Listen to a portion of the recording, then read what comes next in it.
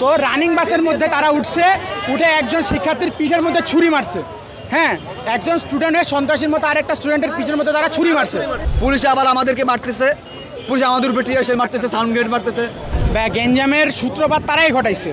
সর্বপ্রথম 11:30টার দিকে কাটাবন সিগন্যালের ওইখানে ঢাকা কলেজের কিছু শিক্ষার্থী, হ্যাঁ মানে আমাদের সিটি কলেজ মুখে একজন শিক্ষার্থী বাসে ছিল, অনেকজন শিক্ষার্থী ছিল। তো রানিং বাসের মধ্যে তারা উঠছে, উঠে একজন শিক্ষার্থীর পিঠের মধ্যে ছুরি মারছে।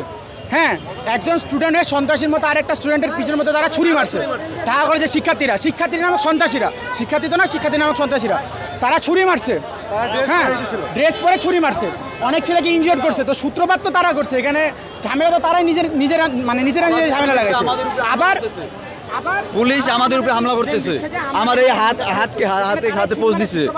দেওয়ার পরে আমরা যখন ওদিকে গেছি তখন শান্তভাবে গেছি, যাওয়ার পরে ওখান থেকে আমাদের উপরে আবার পুলিশ হামলা করতেছে। কেন পুলিশ ওদের পক্ষে কেন? উভয় পক্ষের সাথে থাকবে না তারা?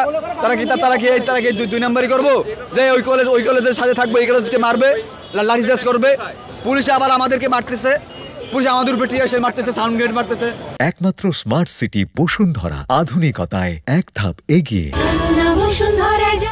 ঘটনা হচ্ছে আমি বেশিও চাই না, কিন্তু সিটি কলেজ এবং আইডিয়া কলেজ আর কি তারা আমাদের ঢাকা কলেজের দিকে ধাওয়া করে, এবং আমাদের ছোট ভাইরা তারাও প্রথমে আর কি ধাওয়া পাল্টা দেওয়া শুরু হয়। এখান থেকে সূত্রপাত শুরু হয়। সেক্ষেত্রে আমাদের অনার্সের ভাইরা এখন আসছে, আমাদের আর কি দু একটা ভাই যে আহত হয়েছে, ছোট ভাইরা আছে, তাদের সাথে আর কি বিচ্ছিন্ন ঘটনা কালকে একটু শুনছিলাম। তো ওই বিচ্ছিন্ন ঘটনা থেকে আর কি ঘটনা সূত্রপাত ঘটে। তো সেই দিক থেকে আজকে এই ঘটনা। তো আপনারা জানেন যে আমাদের সেন্ট্রাল ইউনিভার্সিটির পরীক্ষা আগামী 22 তারিখ এবং 23 তারিখ। তো আমাদের অভিভাবকদের মাঝে একটা আর কি মেসেজ দেওয়ার জন্য আজকে এই ঘটনার সূত্রপাত বা এই ঘটনা ক্রিয়েট করা হয়েছে আমি বলে মনে করি।